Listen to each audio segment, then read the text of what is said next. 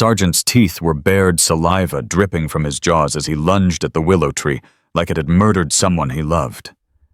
Daniel Morrison had seen his son's military dog face down insurgents in Kandahar without flinching. But now the Belgian Malinois was trembling, whimpering, clawing at the ancient bark with a desperation that made Daniel's blood run cold. The tree was bleeding. Dark sap oozed from cracks in the trunk, releasing a smell that Daniel recognized from his Marine Corps days, the unmistakable scent of human decomposition.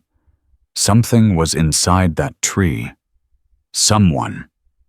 And Sargent knew exactly who it was. Before we continue, please subscribe and hit that notification bell so you never miss these powerful stories. Comment below with the city you're watching from. I love seeing how far these tales of courage and justice travel. Now let's continue. Daniel Morrison's hands shook as he gripped the combat knife, the same blade he'd carried through 2 tours in Iraq. Sargent wouldn't stop barking. His muscular body coiled tight as a spring, every instinct screaming danger, mixed with something else, recognition maybe, or grief. The dog's amber eyes kept darting between Daniel and the tree, pleading, demanding, accusing. "Easy, boy," Daniel whispered, but his own voice betrayed him, cracking with the fear that had lived in his chest since the day the Marines knocked on his door 3 years ago to tell him Cole was dead. Sargent had arrived 2 weeks later, shipped home with his son's personal effects, a living reminder of everything Daniel had lost. The willow tree towered over them, ancient, and twisted its branches, hanging like mourners at a funeral. Daniel had walked past it every morning for the 18 months since he'd bought this Virginia property, never giving it a second thought. Now it seemed malevolent, diseased, hiding something that Sargent's trained nose had finally detected. Daniel pressed the knife against the bark, where the bulge protruded maybe 6 feet up. The wood resisted, then gave way with a wet, tearing sound that made his stomach turn. Fabric emerged first, military-grade faded green, the kind that didn't rot easy. His hands were steadier now, muscle memory from field operations taking over as fear crystallized into focus. "What did you find, Sergeant?" Daniel muttered, cutting deeper. "What's been waiting here all this time?" Sargent whined, a high-pitched sound Daniel had never heard from the combat-trained Malinois. The dog backed up 3 steps, then held his ground duty, warring with instinct. Whatever was in that tree, Sargent had been trained to find, it trained to alert, trained to protect his handler from threats living and dead. The fabric tore away in Daniel's hands, revealing more layers underneath. Then metal, the distinctive shine of military dog tags. Daniel's breath stopped. His fingers, calloused and scarred from decades of manual labor, carefully extracted the tags from their decades-long grave. Master Sergeant Richard Chen, USMC, blood type O positive. Daniel stumbled backward, the tags slipping from his nerveless fingers. Richard Chen. The name hit him like a rifle round to the chest. Cole had talked about Master Sergeant Chen constantly during his first deployment, the legendary Marine, who'd mentored him, who'd taught him everything about being a leader, about honor and integrity, and doing the right thing even when it cost you everything. Chen had disappeared 18 years ago. The official story was he'd gone AWOL during a training exercise at Fort Henderson, 20 miles north. Rumors suggested he'd cracked under pressure, walked away from his duty, abandoned his family. The Marine Corps had quietly buried the story, listed him as a deserter, moved on. But Cole had never believed it. Master Sergeant Chen would never abandon his post. "Dad," Cole had said during their last phone call 3 weeks before he died. "Something happened to him. Something bad. And I'm going to find out what." Daniel's knees hit the dirt as the implications crashed over him. Chen hadn't deserted. He'd been murdered his body hidden in a tree on property that Daniel now owned, property that had belonged to Fort Henderson's retired base commander, Colonel Marcus Cross, until Daniel bought it at auction last year. Sargent's barking exploded into frantic intensity. The dog wasn't looking at the tree anymore. He was facing the dirt road that led to Daniel's property, his body rigid hackles raised in a ridge along his spine.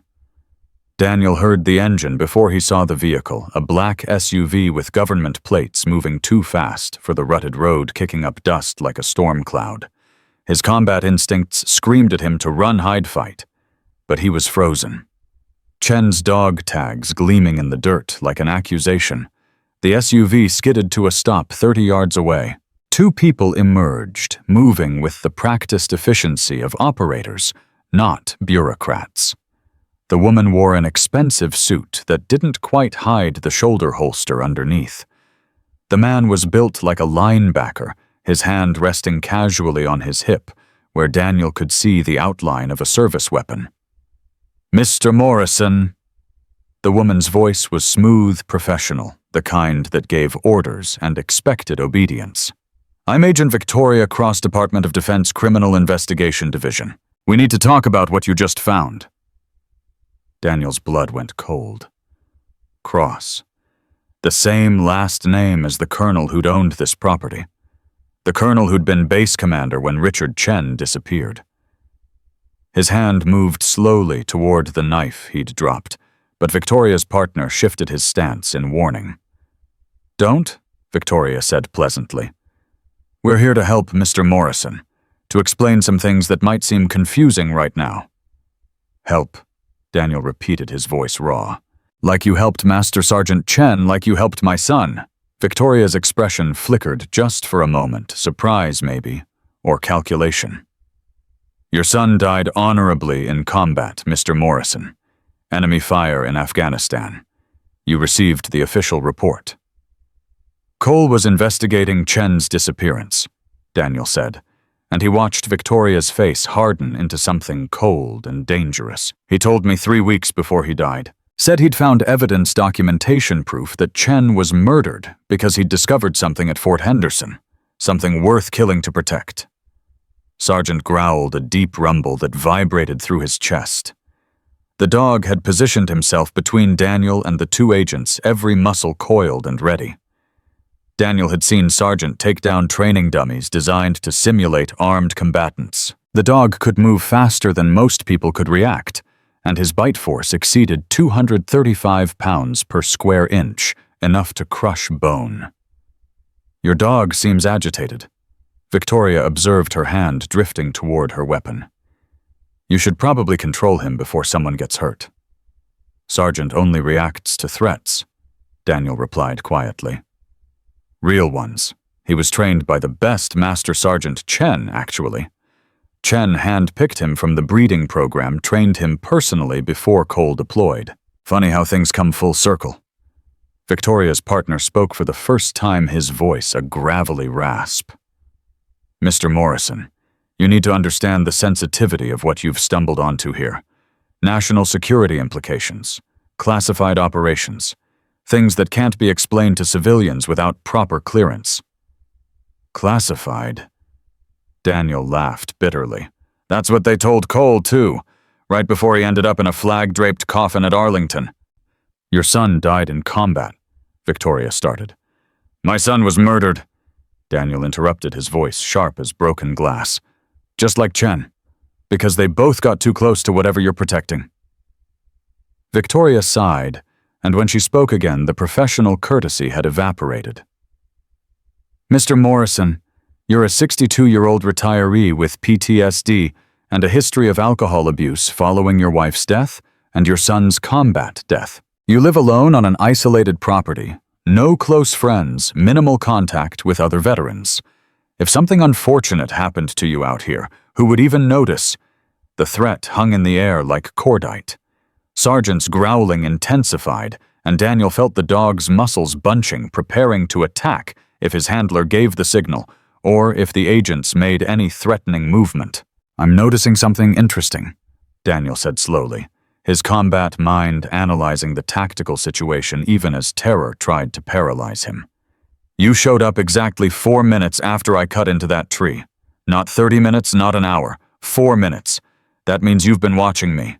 Surveillance on my property, monitoring my movements, waiting to see if I'd find Chen's body. Victoria's smile was sharp and humorless. We've been monitoring this property since you purchased it, Mr. Morrison. The previous owner, my father, Colonel Marcus Cross, wanted to ensure certain assets remained secure. When you started your morning walks with your dog, we knew it was only a matter of time before the animal's training led him to detect the anomaly. Your father murdered Chen, Daniel said, pieces falling into place with horrible clarity. Chen discovered something at Fort Henderson, something big enough to kill for, and Cole figured it out, so you had him killed too. My father is a patriot, Victoria snapped, her composure cracking. Everything he did, everything we've done, has been in service to this country's security and interests. Chen was going to expose operations that protected American lives, that prevented threats before they materialized. He couldn't see the bigger picture. The bigger picture, Daniel repeated, disgust thick in his voice. That's what murderers always say when they're justifying the unjustifiable. Victoria's hand moved toward her weapon, but Sargent exploded into motion before she could draw. The Malinois launched himself at her partner, 80 pounds of trained fury moving with lethal precision. The man tried to react, reaching for his gun, but Sargent hit him chest high, driving him backward into the SUV's side panel with a metallic crunch.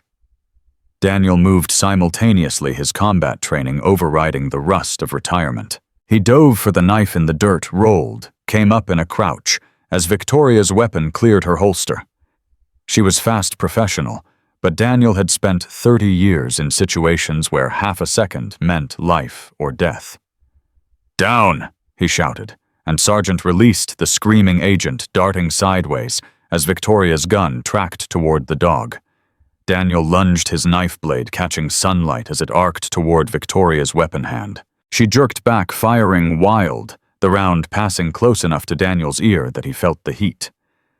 Then Sargent was on her, his jaws clamping down on her forearm, with controlled precision enough to disarm, not enough to permanently damage. The gun fell, and Daniel kicked it away, breathing hard, his heart hammering against his ribs. Stay down! Daniel commanded, his voice carrying the authority of a Marine Corps gunnery sergeant. Both of you. Hands where I can see them. Victoria's partner was groaning, clutching his chest where Sargent had impacted. The Malinois stood between both agents and Daniel, ready to attack again at the slightest provocation. Blood trickled from Victoria's arm, where Sargent's teeth had torn through her expensive suit jacket, but her eyes burned with cold fury. You just assaulted federal agents, Victoria hissed. That's a felony, Morrison. You'll spend the rest of your life in federal prison. You just threatened to kill me, Daniel countered. And you admitted your father murdered Master Sergeant Chen. I'll take my chances with a jury. He moved quickly, using zip ties from his work belt to secure both agents' hands behind their backs. Military discipline kept his movements efficient, despite the adrenaline making his hands shake. Sargent watched intently, ready to intervene if either agent resisted. Your father's SUV probably has cameras and recording equipment, Daniel said, searching Victoria's pockets for keys. Everything you just said is documented. Chen's murder, Cole's death, the surveillance on my property, all of it. Victoria's expression shifted to something uglier, desperation mixed with calculation. You don't understand what you're interfering with. The operations Chen discovered, the ones your son was investigating, they're bigger than one murder. Bigger than a few dead Marines. There's an entire network. Shut up, her partner growled, but Victoria ignored him. Weapons trafficking. She continued, her words tumbling out faster now. High-grade military hardware diverted from Fort Henderson to foreign buyers. Profits in the hundreds of millions funding black operations that Congress won't authorize, protecting American interests in ways the public can't stomach. My father built this network over 20 years, It's prevented terrorist attacks, eliminated threats, saved American lives. Daniel stared at her, horror and rage warring in his chest. By selling weapons to the highest bidder, by murdering Marines who discovered your crimes. By doing what was necessary, Victoria insisted. Chen was naive.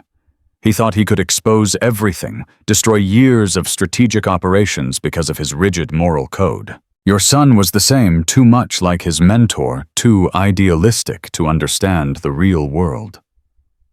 Cole understood, Daniel said quietly, his voice thick with grief and fury. He understood that honor matters, that integrity isn't negotiable, that some lines you don't cross no matter what justification you invent.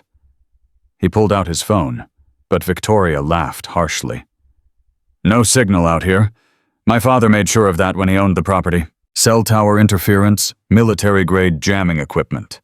You're isolated, Mr. Morrison. No way to call for help. No way to reach anyone who could stop what's about to happen. Daniel's stomach dropped. She was right, his phone showed 0 bars just like it did every morning on his walks. He'd assumed it was the rural location, the thick forest natural dead zones. But it was deliberate sabotage, ensuring anyone on this property couldn't communicate with the outside world. Sergeant whined, pressing against Daniel's leg. The dog sensed his handler's fear, offering comfort the only way he knew how. Daniel's hand dropped to Sergeant's head, fingers tangling in the soft fur behind the dog's ears, a gesture of reassurance and gratitude for the animal who'd saved his life minutes ago. How many? Daniel asked quietly. How many others are coming? Victoria's smile was triumphant despite her secured hands. Enough. My father doesn't take chances, Mr. Morrison. He's been planning for this possibility since you bought the property. When we failed to check in after 5 minutes, the contingency protocols activated. By now, a tactical team is en route, former military contractors, people who know how to clean up problems quietly and permanently. How long? 10 minutes, maybe 15 if they hit traffic. Victoria's eyes glittered with cold satisfaction. You could run, but Sergeant's microchipped with our tracking technology. We'd find you within hours. You could try to fight, but you're one retired Marine with PTSD against a professional extraction team. Or you could be smart, let us go walk away, take the very generous compensation my father will offer for your silence and cooperation. Daniel looked at Chen's dog tags, still gleaming in the dirt near the willow tree. He thought about Cole's last phone call, the excitement in his son's voice as he talked about finally getting justice for his mentor. He thought about 18 years of Chen's family believing he was a deserter. 18 years of lies and cover-ups and murder disguised as operational necessity. Sergeant, Daniel said softly. Fetch. The Malinois trotted to the dog tags, gently picking them up in his mouth, and returned to Daniel's side. The gesture was simple, but it carried profound meaning. Sergeant was trained to recover evidence, to preserve what mattered, to complete the mission, no matter the obstacles. Daniel took the tags from Sergeant's mouth, feeling the weight of them, the history they represented. Then he looked at Victoria Cross with the kind of cold determination that had made him a decorated Marine, the kind that had carried him through impossible missions and brought him home alive when others didn't make it. 10 minutes, he said. That's enough time to reach my truck. And once I'm mobile, your jamming equipment doesn't matter. I'll find a signal. Make calls, send evidence to every news outlet and law enforcement agency in Virginia. Chen's story gets told. Cole's investigation gets completed. Your father's network gets exposed. You'll never make it, Victoria promised. The access road is already blocked. We plan for every contingency, Morrison. You're trapped here. And when my father's team arrives, you and that dog will disappear just like Chen did, just like your son did in Afghanistan. Daniel felt something snap inside him, the last restraint holding back 30 years of controlled violence, the careful discipline that had kept him functional through loss and grief and survivor's guilt. His voice, when he spoke, carried the flat, emotionless tone of a man who'd crossed into a place beyond fear. Then I guess we'll see how your father's contractors handle a pissed-off Marine and a combat dog with nothing left to lose." He grabbed Victoria's dropped weapon, checked the magazine, found it full. 15 rounds. Not enough for a sustained firefight, but enough to make whoever came for him pay dearly for their success. Sargent watched him with those intelligent amber eyes, reading his handler's body language, preparing for whatever mission came next. "You're insane," Victoria whispered, genuine fear creeping into her voice for the first time. "You'll die here." "Probably," Daniel agreed. "But I'll make sure the truth dies harder than I do. That's what Marines do, Agent Cross. We complete the mission, no matter the cost." He turned to leave, then paused, looking back at Victoria and her partner secured on the ground. "You asked earlier who would notice if something happened to me. The answer is nobody. I don't have friends, don't have family, barely talk to my neighbors. But Chen had a family. Cole had people who loved him, and they deserve to know that their Marines died as heroes, not deserters or casualties of enemy fire. That matters more than whether I survive the next hour." Daniel whistled sharply, and Sargent fell into step beside him, moving with the trained precision of a military working dog. They headed toward the truck at a run.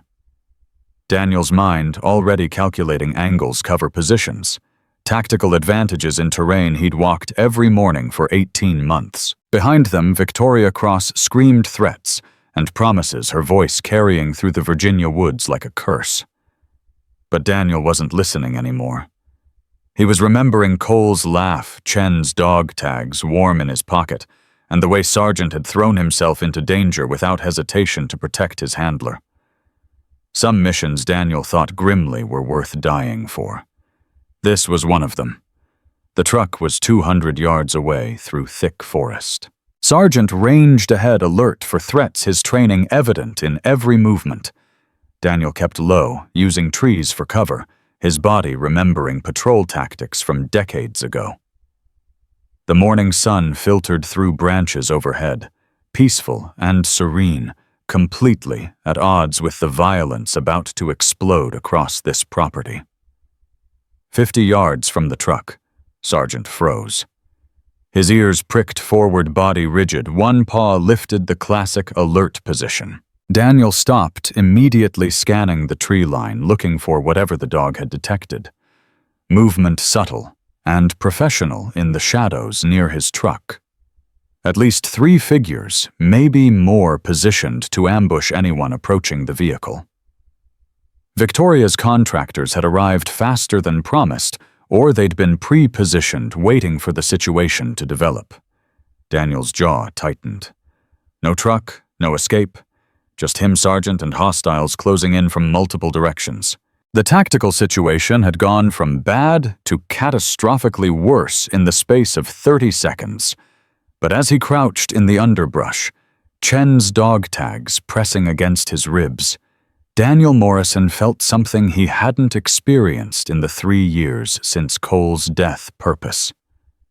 Clear, undeniable, absolute purpose. His son had died fighting for the truth. His dog was willing to die protecting him. Richard Chen had been murdered for refusing to look away from corruption. Now it was Daniel's turn to decide what kind of man he was, what kind of Marine, what kind of father to a fallen son's memory. Sargent looked back at him, waiting for orders, trusting completely.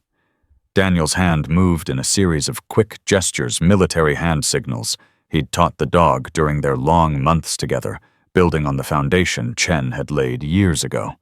The Malinois' tail wagged once, acknowledging the command. Then the dog was moving, circling wide, using terrain and vegetation for concealment, hunting the hunters with the patience and skill of an apex predator. Daniel moved in the opposite direction, creating crossfire angles, dividing the enemy's attention. His breathing steadied, his hands stopped shaking, and 30 years of combat experience took over from civilian retirement. The contractors had made one critical mistake. They'd underestimated a grieving father with nothing left to lose and everything to avenge. They'd forgotten that Marines don't surrender, don't quit, and never leave their brothers behind. Chen deserved justice. Cole deserved vindication. And Sargent deserved a handler who fought as hard as the dog did. The first contractor never saw Daniel coming until the knife was already in motion. No time to scream, no time to warn his teammates, just sudden shock and collapse. One down. Sargent's attack erupted from the underbrush like controlled lightning, a brief, violent engagement, then silence. Two down. The remaining contractors realized too late they weren't hunting a frightened retiree. They were fighting a Marine who'd remembered who he was, what he'd been trained to do, and why it mattered. The battle for Daniel Morrison's property, for Chen's legacy, for Cole's memory, for the truth buried in a willow tree. It had begun. And Daniel intended to make sure the right side won, even if it cost him everything.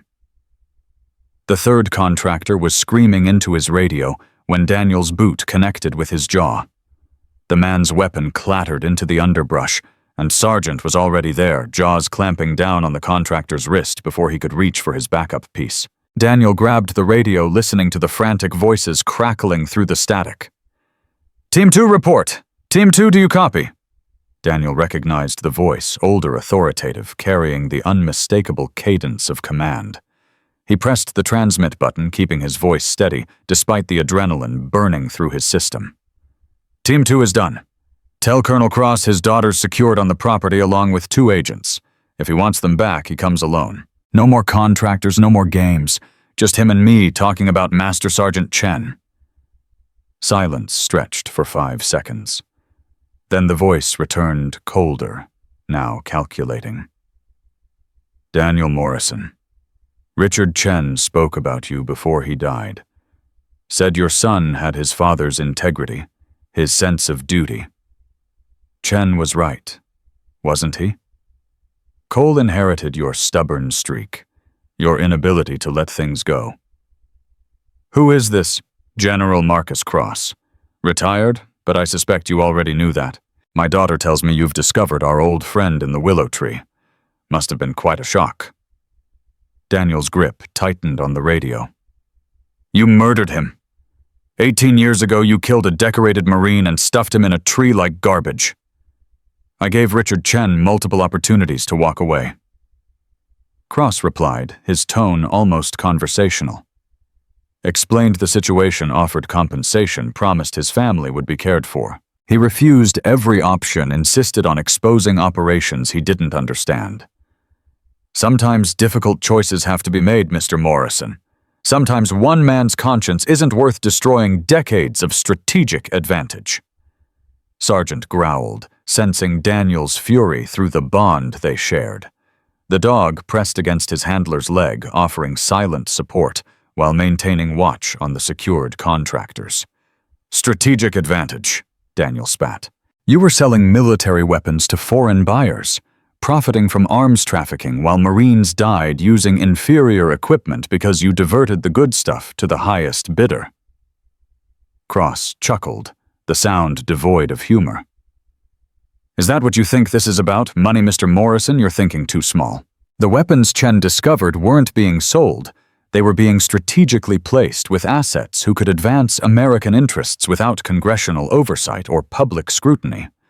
Groups that could eliminate threats before they materialized, that could operate in territories where official military presence was politically impossible." "You armed terrorists," Daniel said flatly. "I armed freedom fighters, insurgents, revolutionaries, whatever label suited the operational necessity. Some of those weapons ended up in the wrong hands, certainly, but many more prevented attacks on American soil, toppled hostile regimes, created power vacuums we could exploit. The return on investment was extraordinary." Daniel felt sick. Cole figured this out. He found Chen's investigation files, followed the trail, connected the dots. That's why he died.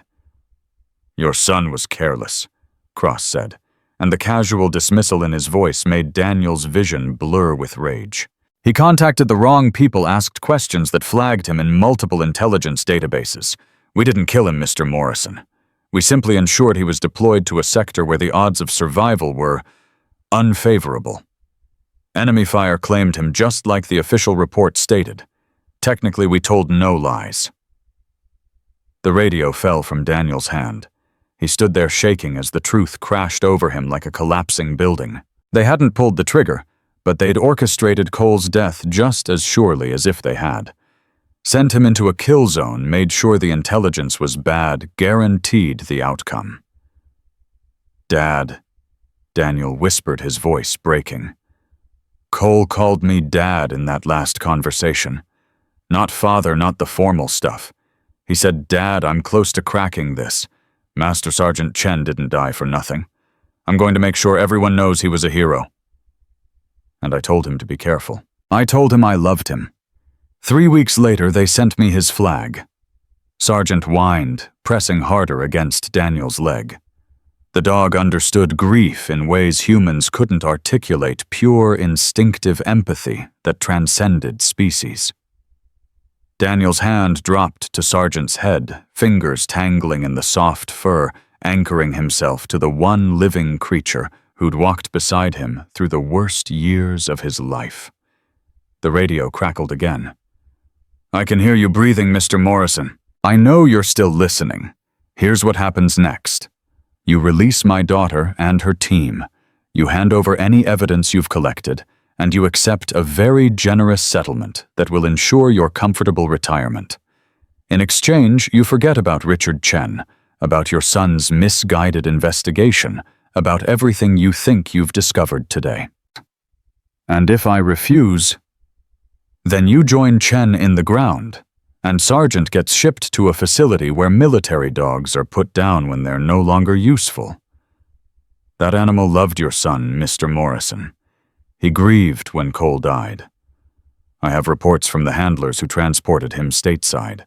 Sergeant still has nightmares, still whimpers in his sleep. Do you really want his last memory to be watching you die before he's euthanized in some sterile facility?" The threat against Sergeant cut deeper than any threat to Daniel's own life. The dog had already lost Cole, already suffered trauma that no animal should endure. The idea of Sergeant dying, confused and frightened, separated from his pack, believing he'd failed his mission, it was unbearable. "You're a monster," Daniel said quietly. "I'm a pragmatist. There's a difference." Cross's voice shifted, becoming almost gentle. "I know about your PTSD, Mr. Morrison. The drinking after your wife died, the isolation after Cole's death, the days you couldn't get out of bed. Sergeant pulled you back from the edge, didn't he? Gave you a reason to keep going. Don't throw that away for a dead man and a conspiracy you can't possibly expose." Daniel looked at the contractors Sergeant had helped him neutralize. They were professionals, well-equipped, probably former special forces. Cross had sent them to kill him without hesitation, without mercy. The general's soft words now were manipulation, not compassion.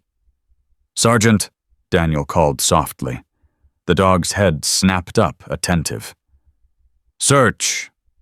The Malinois trotted to the nearest contractor, nosing carefully through the man's tactical gear.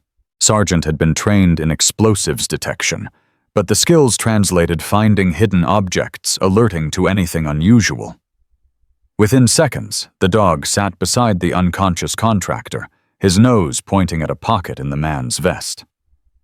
Daniel extracted a small electronic device, something sophisticated and military-grade. It took him a moment to recognize it, a digital recorder, voice-activated, storing everything said within a 30-foot radius. These contractors weren't just here to kill him. They were documenting the confrontation, gathering evidence that could be used to justify whatever story Cross wanted to tell afterward. Which meant everything Cross had just admitted over the radio was recorded. The weapons trafficking, Chen's murder, Cole's orchestrated death, all of it captured and stored. Daniel smiled grimly. Cross had just made his first mistake. "General," Daniel said, picking up the radio again, "I'm curious about something. If your operation was so strategically brilliant, why did Chen have to die? Why not just transfer him, discredit him, make him look unstable?" "Chen had evidence. Cross replied, his tone sharpening. Photographs, documents, recordings. He'd been investigating for 8 months before we discovered what he was doing. By then, he'd compiled enough material to destroy everyone involved. We offered him every incentive to hand it over quietly. He refused. Where's the evidence now? Cross laughed. Destroyed, obviously. We recovered most of it from Chen's off-base storage unit. Some items he'd hidden too well, we never found his insurance copies. But without Chen alive to authenticate the material without his testimony, the evidence was useless. Just unverified documents that could have been fabricated by anyone with an agenda. Daniel's heart was racing. Chen had hidden insurance copies materials that Cross's people never found, and Cole had been investigating the same case following the same trail. If Cole had found Chen's hidden evidence, if he'd made copies, sent them somewhere safe. Sergeant's collar, Daniel said aloud, the realization hitting him like a physical blow. Cole sent Sergeant home with evidence hidden in his collar. The radio went silent. Daniel could practically hear Cross's mind working, recalculating understanding that he'd just revealed too much. Search the dog, Cross ordered, his voice tight. Team 3 converge on Morrison's position. Priority target is the Belgian Malinois. Secure the animal alive. We need to examine that collar. Daniel was already moving, Sergeant keeping pace beside him. They sprinted through the forest, abandoning stealth for speed, crashing through underbrush, toward the cabin where Daniel kept his tools, his supplies, everything he'd need to extract whatever Cole had hidden in Sergeant's collar 18 months ago. The collar had seemed ordinary. When Sergeant arrived from Afghanistan, standard military issue, slightly worn. Nothing remarkable. Daniel had never thought to examine it closely. Never considered that his son might have embedded evidence in the one item guaranteed to stay with the dog during transport. Gunfire erupted behind them, rounds snapping through branches overhead. Cross's Team 3 was here, professional and aggressive, no longer trying to capture quietly. They wanted that collar, and they didn't care how many rounds they expended to get it. Daniel zigzagged, using trees for cover, his body remembering combat movement patterns from Iraq. Sergeant stayed low and fast, his combat training evident in every bound. The dog understood they were under fire, understood the mission was survival and extraction. The cabin appeared through the trees, and Daniel's heart sank. Smoke was rising from the windows, thick and black. Cross had ordered it burned, destroying any evidence Daniel might have stored inside, eliminating the shelter that could have provided defensive advantages. Plan B, Daniel muttered, veering away from the cabin toward the old storm cellar he'd discovered shortly after buying the property. It was pre-World War II construction concrete and steel built when people feared nuclear war and prepared accordingly. Daniel had stocked it with basic supplies, never imagining he'd need it for anything more than tornado shelter. Sergeant reached the cellar doors first, pawing at the rusted metal. Daniel grabbed the handle's muscles, straining against rust, and time finally wrenching the doors open. They plunged into darkness. Daniel pulling the doors shut behind them just as bullets pinged off the metal exterior.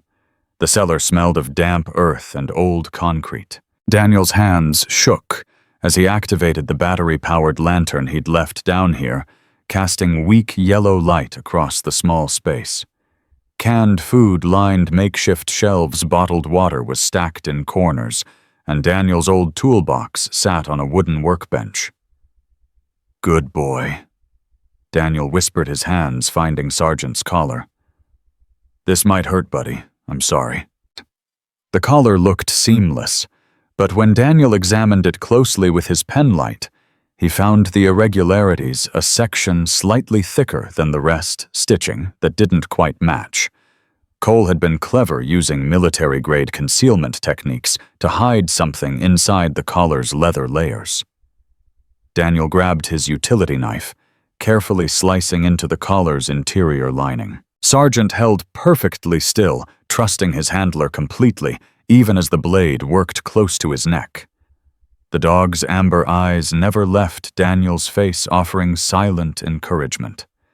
Something hard resisted the knife. Daniel peeled back the leather, revealing a small waterproof capsule embedded in the collar's padding. His hands were shaking as he extracted it, twisted the cap, found the contents inside. A micro SD card, no bigger than his thumbnail. Stamped on its surface in Cole's handwriting were 3 words, "For Master Sergeant." Daniel's vision blurred with tears. His son had known. Somehow Cole had known that if anything happened to him, Sergeant would make it home. The dog would return to Daniel, carrying evidence that could expose the conspiracy that had claimed Chen's life, and would eventually claim Cole's. Overhead footsteps echoed across the cellar doors. Cross's contractors were regrouping, preparing to breach. Daniel had minutes, maybe less, before they forced entry and killed him to retrieve the evidence Cole had died protecting. The cellar had no computer, no way to access the SD card's contents, but Daniel didn't need to see the files to know what they contained. Chen's documentation, Cole's follow-up investigation, proof of weapons trafficking and murder spanning 18 years. Everything Cross had worked to conceal, everything worth killing to protect. "Morrison." Victoria Cross's voice penetrated the steel doors. "You're trapped. No exit, no escape. Hand over the evidence and we'll make this quick. Keep fighting, and we'll make you watch while we put down your dog." Daniel looked at Sergeant, at the loyal companion who'd saved his life multiple times today, who'd protected him without hesitation, who carried the last gift from Cole Morrison in his collar. The dog's tail wagged once, slow and deliberate, as if to say he was ready for whatever came next. "Cole trusted you with this," Daniel said softly, holding up the SD card. "Now I'm trusting you with something harder. I'm trusting you to survive, to make it out of here, to find people who'll expose what's on this card. Can you do that, boy? Can you complete the mission?" Sergeant's ears pricked forward, his body language shifting to alert focus. Daniel had seen this transformation before: the military working dog emerging from the family pet, the warrior accepting his orders. Daniel examined the cellar with tactical eyes, looking for what he'd missed during his initial supply runs. The space was 20 feet square concrete walls, single entry point overhead. Defensible, but ultimately a trap if he stayed here. Then he saw it, the ventilation shaft in the corner, partially hidden by old shelving. It was narrow, maybe 18 inches across, leading upward at a 45-degree angle toward the surface. Too small for a man, but possibly large enough for a Belgian Malinois. "Sergeant, come?" Daniel pulled away the shelving, revealing the shaft's full dimensions. It was going to be tight, uncomfortably so, but Sergeant was lean and motivated. Military working dogs had squeezed through worse during urban operations. Daniel attached the SD card to Sergeant's collar, using paracord securing it tightly against the leather. Then he gripped the dog's face gently, forcing eye contact, speaking with the command voice he'd learned from Cole's training videos. "Go. Find Sarah. Protect the package. Mission Priority 1. Sarah Martinez, Cole's fiancée, the woman who'd planned to marry Daniel's son 3 months after he died. She'd visited twice since the funeral, shared stories about Cole, cried with Daniel over coffee at the kitchen table. Sarah was an investigative journalist with the Washington Post, someone Cole had trusted with sensitive information before. Sergeant understood names, understood people. The dog had met Sarah, accepted her as part of the pack. If anyone could complete the mission and expose Cross's conspiracy, it was her. "Go," Daniel commanded, pointing at the ventilation shaft. Sergeant hesitated, whining, unwilling to leave his handler in danger. The dog's loyalty was absolute, his protective instincts overriding even direct orders. Daniel felt his heart breaking as he realized he'd have to force the dog to abandon him. "Sergeant, you have to trust me one more time," Daniel whispered, his voice cracking. "Cole trained you to complete the mission no matter what. This is the mission, boy. Get that evidence to Sarah. Make sure Master Sergeant Chen's death means something. Make sure Cole didn't die for nothing." Overhead, the cellar doors shrieked as contractors applied hydraulic tools to the rusted hinges. They'd be through in minutes. Daniel grabbed a canister of pepper spray from his supplies, preparing for the breach he couldn't prevent. Sergeant barked once sharp and decisive, then lunged into the ventilation shaft. His muscular body scraped against concrete claws, scrabbling for purchase, driving himself upward through the narrow passage with desperate determination. Daniel heard the dogs breathing harsh and labored as Sergeant fought gravity and geometry to escape. The cellar doors burst open, flooding the space with daylight and armed silhouettes. Daniel threw the pepper spray canister at them, following it with everything else he could grab: canned goods bottles, tools creating chaos and confusion, while Sergeant's sounds of struggle faded into the distance. "Where's the dog?" Victoria screamed, her arm bandaged, but her fury undiminished. "Where's the goddamn evidence?" Daniel smiled through the blood trickling from his split lip. "Gone. Sergeant's gone, and he's carrying everything Cole died to protect.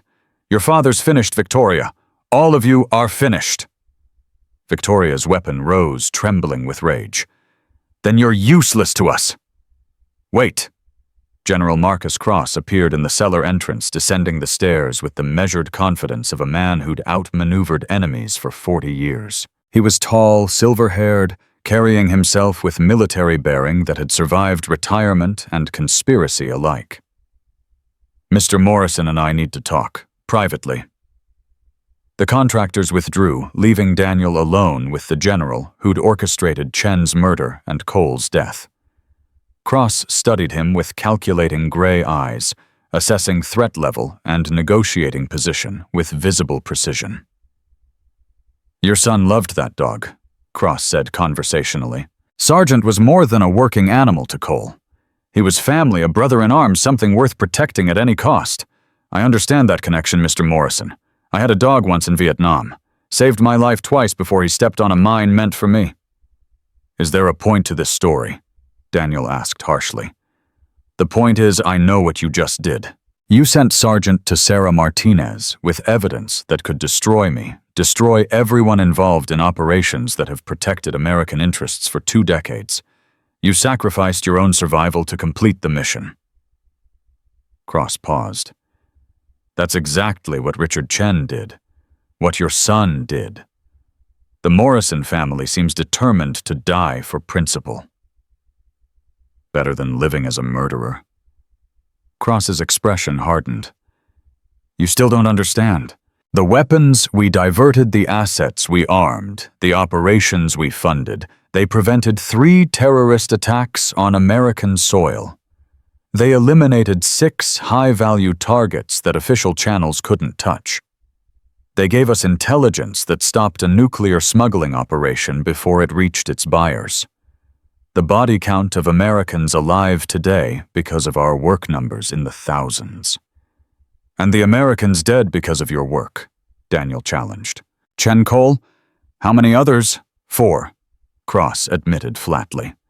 4 deaths to save thousands. That's a trade any rational person makes. Chen wasn't a trade.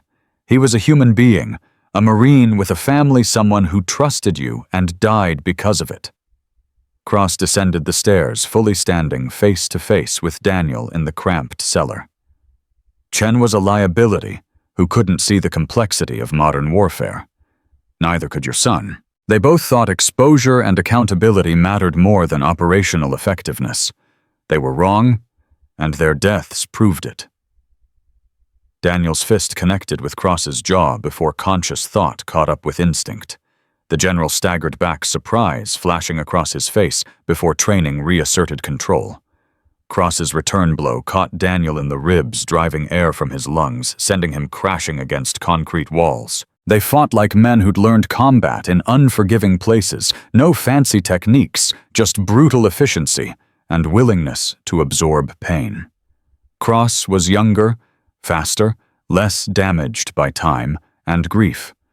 But Daniel fought with the fury of a father whose son had been murdered, whose best hope for survival had just crawled through a ventilation shaft, carrying evidence worth killing for. Cross finally subdued him, arm locked around Daniel's throat, choking off air and resistance. "You're going to tell me where Sargent's going.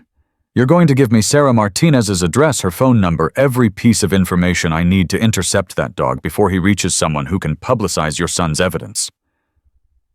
Daniel laughed, a harsh, breathless sound. "Sargent knows the way. Cole trained him for this exact scenario. You'll never catch him." Cross's grip tightened. "Then you die here right now, and I flood every law enforcement agency in Virginia with alerts about a dangerous military dog carrying stolen classified materials. They'll shoot Sargent on sight and your son's sacrifice becomes meaningless." "Do it," Daniel gasped. "Kill me. Put out the alert. Sargent will still complete the mission. That's what military working dogs do. They don't quit. They don't surrender. And they never abandon their brothers." Cross released him, stepping back with visible frustration. "You're as stubborn as Chen was, as blindly idealistic as your son. Don't you understand? You can't win this, even if Sargent reaches Martinez. Even if she publishes the evidence, we have lawyers, political connections, intelligence assets who'll discredit everything. It'll be dismissed as conspiracy theory, unverified documents from unreliable sources. No one will believe it." Daniel wiped blood from his mouth, meeting Cross's eyes with unwavering conviction. "People will believe it, because Chen wasn't just collecting documents. He was recording conversations, capturing video evidence, building a case that even your lawyers can't explain away. And Cole added to it photographs of weapons shipments, financial records showing money transfers, testimony from assets you armed who later turned on American forces. That SD card contains 18 years of your crimes, General. All time-stamped, authenticated, corroborated. The truth you can't bury again." For the first time, Daniel saw genuine fear flash across Cross's face. The General's confidence wavered, his calculated control cracking under the weight of inevitable exposure. "Last chance," Cross said quietly. "Call off the dog, help me recover the evidence. So, in exchange, I'll give you immunity protection, enough money to disappear and start over somewhere your name isn't associated with this mess." "No." "Then you're condemning your dog to death alongside yourself. My contractors will hunt Sargent across Virginia. They'll use drones, thermal imaging, every technology available to track one animal through wilderness. And when they find him, they'll kill him to retrieve that collar. Is your conscience worth Sargent's life?" The question cut deep, because Cross had identified Daniel's greatest vulnerability. Sargent didn't deserve to die for human corruption and conspiracy. The dog had suffered enough, lost enough, sacrificed enough. But Daniel remembered the way Sargent had looked at him before entering the ventilation shaft. Absolute trust, complete faith that his handler's orders were correct. Sargent believed in the mission because Daniel believed in it. The dog would complete his objective, or die trying, just like Cole had, just like Chen had. "Sargent's already made his choice," Daniel said softly. "Now I'm making mine." Cross nodded slowly, acceptance replacing negotiation in his expression. "Then we're done here." The General turned toward the stairs, leaving Daniel alone in the cellar, with the understanding that contractors would return momentarily to finish what Victoria had started. Cross would sacrifice him without hesitation, just another casualty in the General's decades-long campaign of operational necessity. But as Cross reached the stairs, Daniel called out one last question. Why the tree? Why seal Chen's body inside a living willow instead of just burying him somewhere remote? Cross paused, his back still turned. When he finally spoke, his voice carried something almost resembling regret. Because Chen loved that tree. When he'd visit my property for planning sessions, he'd always walk to that willow stand beneath its branches, find peace there. I thought giving him that final resting place was a kindness. A way to honor the Marine he'd been before he became a liability. "You're insane," Daniel whispered. "No. I'm a soldier who made impossible choices for 20 years. Chen was the first. Your son was the last. After today, after we recover that evidence and eliminate the final loose ends, I'm done. Retired for real this time. The network can run without me." Cross climbed the stairs without looking back, leaving Daniel alone with his wounds and the knowledge that Sargent was out there somewhere carrying Cole's legacy through Virginia wilderness toward a woman who could expose everything. All Daniel could do now was buy time delay the inevitable make Cross's contractors work for their success. If he could survive even one more hour. Give Sargent enough lead distance to reach safety, then maybe his death would mean something. Maybe Chen and Cole wouldn't have died alone. The contractors descended into the cellar, weapons raised, expressions professionally blank. Daniel Morrison closed his eyes, thinking of his wife, Sarah, who'd died too young, his son, Cole, who'd died too brave, and the Belgian Malinois named Sargent, who'd taught an old Marine that some bonds transcended death. The mission would be completed. The truth would surface. Justice would prevail. All it cost was everything Daniel had left. The lead contractor's finger was tightening on the trigger when the cellar exploded with sound, not gunfire, but the shriek of rusty metal tearing free. The ventilation shaft Daniel had sent Sargent through suddenly collapsed inward, and something massive crashed through the opening. Not Sargent. Something else. A German shepherd burst into the cellar, followed immediately by 2 more dogs, a Rottweiler, and another Belgian Malinois. Behind them came a woman Daniel recognized from photographs Cole had kept Sarah Martinez holding a tactical shotgun with the confidence of someone who knew exactly how to use it. "Federal agents, weapons down." Sarah's voice carried absolute authority. "FBI warrants for General Marcus Cross, Victoria Cross, and all personnel involved in the weapons trafficking operation designated Iron Pipeline. You're all under arrest." The contractors froze, caught between Daniel's position and Sarah's tactical advantage. Through the open cellar doors above, Daniel could hear more voices, more movement, a full tactical team securing the property. Victoria Cross's face went white. "This isn't possible. We have surveillance on Martinez." "We would have known if she mobilized." "You had surveillance on the wrong Sarah Martinez," Sarah interrupted, descending into the cellar with her weapon trained on Victoria. "My cousin Sarah, a dental hygienist in Richmond, has had a very interesting week with your people following her everywhere. Meanwhile, I've been working with the FBI for 6 months building a case against your father's network. We were just waiting for the final piece of evidence to move." Daniel's mind was reeling. "Sergeant, where's safe?" Sarah assured him, her eyes never leaving the contractors. "Your dog found me 3 miles from here, right where Cole trained him to go, if everything went wrong." The SD card in his collar contained everything we needed: Chen's original investigation, Cole's follow-up work, financial records, communication intercepts. "Your son was brilliant, Daniel. He knew he might not survive, so he created a dead man's switch. If he didn't check in with me every 72 hours, I was supposed to contact the FBI with everything he'd already shared." "Cole's been dead 3 years," Daniel said, his voice breaking. "And I've been working with the FBI for 2 years and 10 months, Sarah replied. "Building the case carefully, verifying every piece of evidence, identifying everyone involved in the conspiracy. We needed one more thing, someone to find Chen's body to force Cross into making mistakes, revealing himself. When you bought this property, we knew it was only a matter of time." Daniel felt sick. "You used me. You let me walk into this knowing Cross would try to kill me."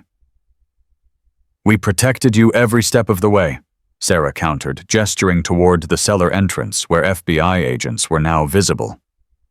Surveillance teams' tactical units positioned within response distance, drones monitoring every person who came onto this property. "You were never alone, Daniel. We just needed Cross to believe you were," Victoria lunged toward Daniel, her hands reaching for his throat despite the weapons trained on her. You destroyed everything, 20 years of operations, thousands of lives saved. Sarah's shotgun swung toward Victoria, stopping her mid-lunge. 20 years of treason, of arming groups designated as terrorists by our own government, of murdering American service members who discovered your crimes. You're not a patriot, Victoria. You're a war criminal.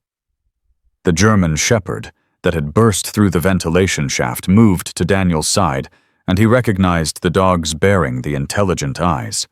This was Sergeant, but something was different. The Belgian Malinois that followed wasn't a second dog. It was Sergeant's reflection in the confusion of the moment. His mind had played tricks in the chaos. No. Daniel looked closer. This was Sergeant, but the dog wore a tactical harness marked FBI K9 Unit. The Coles dog had been recruited, trained, integrated into the federal investigation targeting Cross's network. Sergeant's been working with us since Cole died, Sarah explained, reading Daniel's expression. Your son arranged it before his deployment. If anything happened to him, Sergeant would be transferred to FBI service with all of Cole's investigative files embedded in the dog's training history. Every person Sergeant alerted to, every location he marked, every behavior he exhibited, it was all part of the evidence chain. Daniel's hand dropped to Sergeant's head fingers, finding the familiar spots behind the dog's ears. You've been on mission this whole time, haven't you, boy? Even when I thought you were just keeping me company. Sergeant's tail wagged, but his eyes remained alert, professional. The dog was working, completing the assignment Cole had given him years ago. FBI agents flooded the cellar, securing the contractors with zip ties and handcuffs. Victoria Cross was still screaming threats and justifications as they dragged her toward the surface. Through it all, Sarah kept her weapon ready, her eyes scanning for threats with the hypervigilance of someone who'd learned to trust nothing. Where's Cross? Sarah demanded, looking at Daniel. The general. Where did he go? Daniel pointed toward the cellar stairs. He left 2 minutes before you arrived. Said he was done retiring for real this time. Sarah's expression hardened. He's running. Team 3, we have a rabbit. General Marcus Cross is mobile and should be considered armed and extremely dangerous. He knows we're here, knows his network is compromised. Activate all containment protocols. The FBI agents moved with practiced efficiency, but Daniel saw something in Sarah's face, fear mixed with determination. Cross wasn't just running. He was executing a contingency plan, something he'd prepared for exactly this scenario. He'll destroy evidence, Daniel said, the tactical implications becoming clear. Whatever files he kept, whatever records exist of the other people involved, he'll burn it all before you can secure it. We have most of the network mapped, Sarah replied, but her voice lacked confidence. Cole's investigation identified 47 individuals across military intelligence and political spheres, but Cross was always careful. He kept the highest-level conspirators compartmentalized, known only to him. Without his testimony or his personal records, we might never identify everyone involved. Daniel hauled himself to his feet, ignoring the pain radiating through his body from the fight with Cross. Then we find him. Now. Before he disappears into whatever extraction plan he's maintained for the last 20 years. Sarah studied him, weighing options against risk. You're a civilian, Daniel. You've already done more than anyone had a right to ask. Let us handle Cross. Cole was my son. Chen was his mentor. Cross orchestrated both their deaths and just admitted it to my face. I'm not standing down Agent Martinez. Not now. Not ever. The determination in Daniel's voice must have convinced her, because Sarah nodded sharply. Sergeant Partner. The Belgian Malinois immediately moved to Daniel's side, the command transferring the dog's loyalty and obedience to his original handler. Sergeant pressed against Daniel's leg, the tactical harness, a strange addition, but the bond between them unchanged. They emerged from the cellar into chaos. FBI vehicles surrounded the property agents, processing the contractors and securing evidence. Daniel's cabin was still smoking the fire, mostly extinguished, but the structure gutted. The willow tree stood untouched, Chen's burial site, now marked with evidence tape and forensic equipment. Cross had a vehicle staged somewhere, Sarah said, scanning the tree line with tactical binoculars. We accounted for all the contractor's transportation, but he would have maintained an escape route independent of his daughter's team. Daniel closed his eyes, thinking through Cross's mindset. The general had owned this property for years before Daniel bought it. He would have known every access road, every game trail, every possible route, in or out. More importantly, he would have prepared for the day when everything collapsed. The old logging road, Daniel said suddenly. On the north edge of the property, mostly overgrown. I found it during my first week here, but never used it too rough for my truck. Sarah's eyes lit up. But passable for a military vehicle, something with high clearance and four-wheel drive? They ran toward the north boundary, Sergeant ranging ahead to scout for threats. The logging road appeared exactly where Daniel remembered tire tracks visible in the soft earth. Fresh tracks made within the last 10 minutes. He's got maybe a 5-minute lead, Sarah said, pulling out her radio.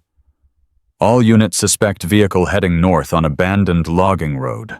Probably military surplus, possibly armored. Do not engage alone. Cross is extremely dangerous and has nothing left to lose.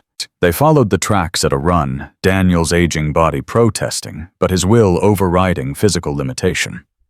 Sergeant moved beside him, matching his pace, offering silent encouragement through proximity and shared purpose. The logging road opened onto a fire access trail that connected to rural highway. Cross could be anywhere by now, blending into normal traffic, just another retiree in a nondescript vehicle. But Sergeant suddenly veered off the trail, his nose working overtime, tracking something the humans couldn't detect. He's got a scent, Daniel said, trusting the dog's instincts completely. They crashed through underbrush, following Sergeant's lead deeper into forest that bordered the highway. The Belgian Malinois stopped beside an old hunting blind, barking once the alert signal for a positive detection. Inside the blind, Daniel found a laptop, sat phone, and a stack of documents in a waterproof case. Cross had staged this dead drop planning to retrieve it later, once the immediate danger passed. But Sergeant's nose had found it first denying the general his insurance policy. Sarah grabbed the laptop, her fingers flying across the keyboard. Encrypted, but not impossible. The documents look like financial records, names, account numbers. This could be the missing piece the high-level conspirators Cole never identified. Sergeant was still alerting, his body language indicating more than just the blind. The dog moved in a tight circle, then took off running again, Daniel and Sarah struggling to keep pace. They burst through the tree line onto the highway, just as a black Range Rover accelerated past. Through the window, Daniel caught a glimpse of silver hair, gray eyes meeting his for one frozen moment. Cross acknowledging defeat and defiance simultaneously. "That's him!" Sarah shouted, raising her radio. "All units suspect vehicle on Highway 29 northbound, black Range Rover, Virginia plates." The explosion cut off her words. The Range Rover erupted in flames, fireball consuming metal and glass and human flesh in an instant. The vehicle careened off the road, flipping twice before coming to rest in a burning heap 50 yards away. Daniel stood frozen, watching Cross's funeral pyre consume the last direct link to everyone involved in the conspiracy. Sarah was screaming coordinates into her radio, demanding fire response and forensic teams, but Daniel knew what had happened. Cross had triggered a dead man's switch. Rather than face arrest trial and prison, the general had chosen to die on his own terms. The laptop in Sarah's hands might contain names, but without Cross's testimony, proving high-level involvement would be nearly impossible. "He won," Daniel said quietly, the words bitter ash in his mouth. Even in death, he protected his network. "No." Sarah's voice was fierce, absolute. "He lost the moment Sergeant carried Cole's evidence to safety. Yes, some conspirators might escape prosecution. But the story gets told, Daniel. Chen's murder, Cole's sacrifice, 18 years of weapons trafficking and corruption, all of it exposed to public scrutiny. Cross's legacy becomes infamy, not honor. That's not victory, that's damnation.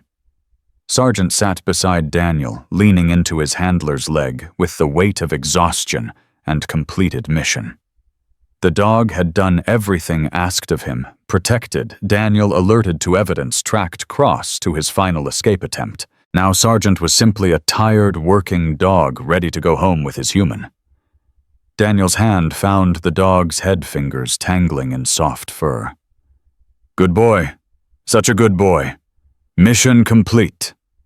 The words broke something in Daniel's chest that had been holding together through adrenaline and fury.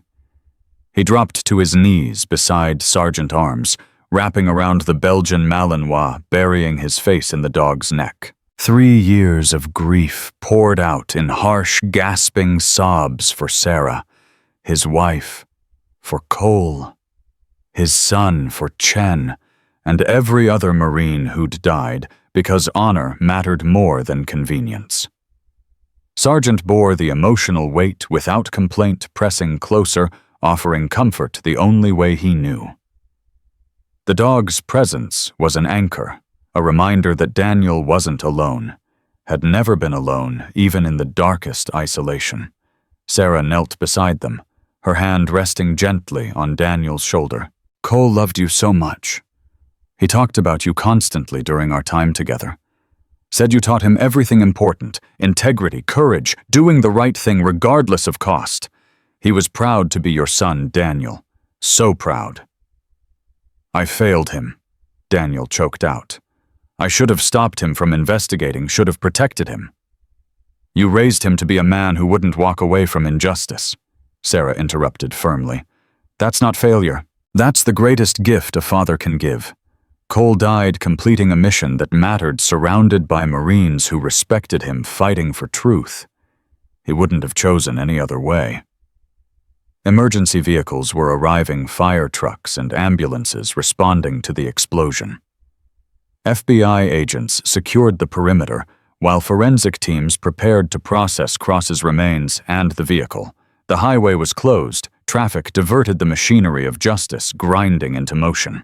But Daniel stayed kneeling beside Sargent, his hands buried in the dog's fur, feeling the steady heartbeat that had sustained him through impossible years. The Belgian Malinois had been Cole's final gift, his way of ensuring his father wouldn't face grief alone.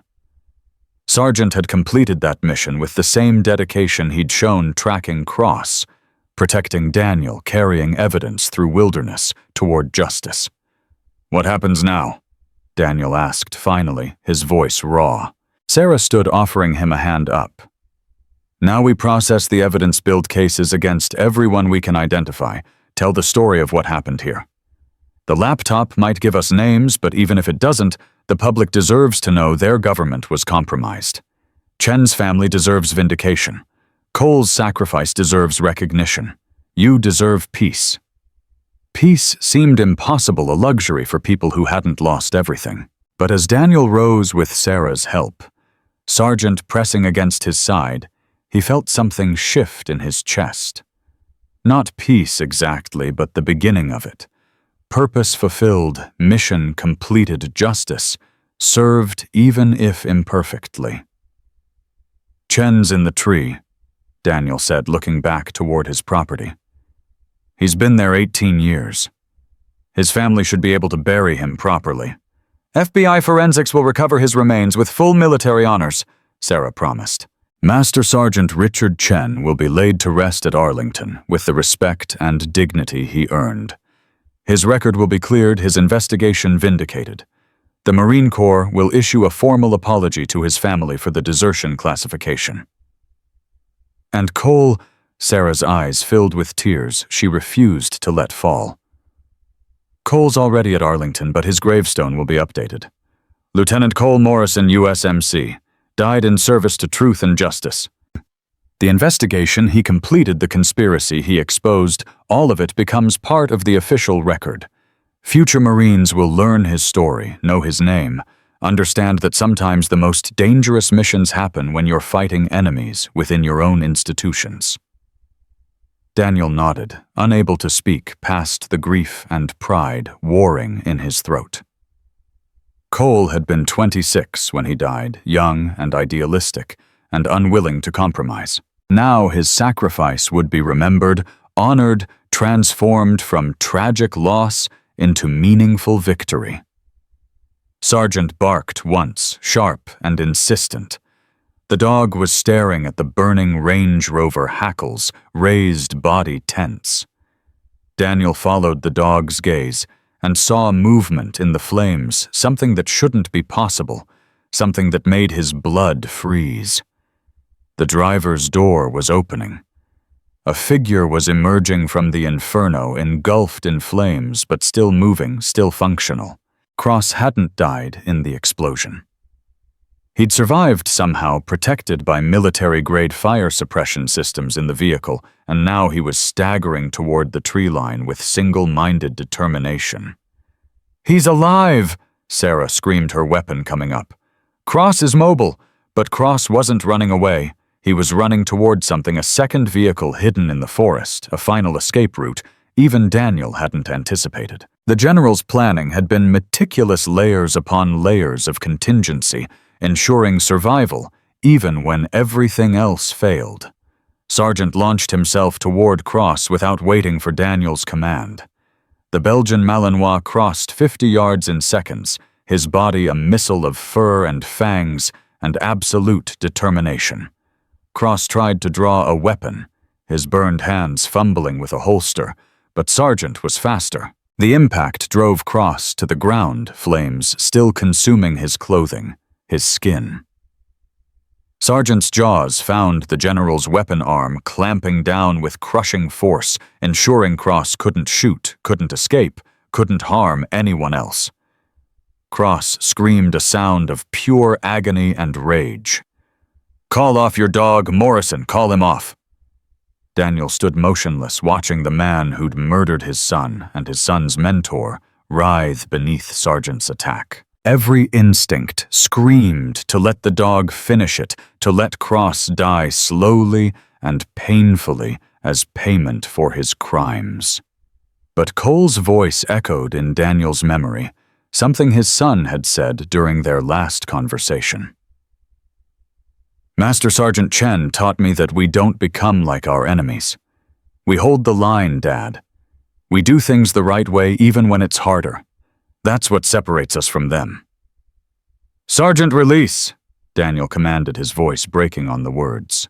The Belgian Malinois immediately obeyed, stepping back, but maintaining position between Cross and any escape route. The general lay on the ground, his body a ruin of burns and trauma, gasping for breath that wouldn't come easily. FBI agents swarmed the area, extinguishing the flames on Cross's body, securing him with handcuffs despite his condition. Paramedics rushed forward with burn equipment and medical supplies, working to stabilize someone who probably didn't deserve saving. Sarah stood beside Daniel, her expression unreadable.